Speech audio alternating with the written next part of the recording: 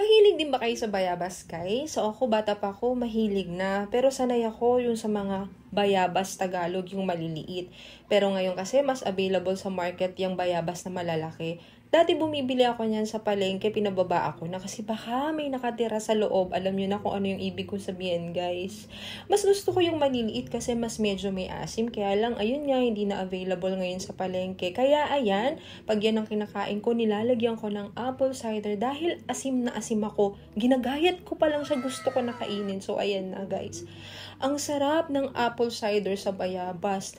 Kahit wala siyang masyadong asim, guys. Pag nilagyan nyo ng apple cider, feel na feel mo talaga yung asim.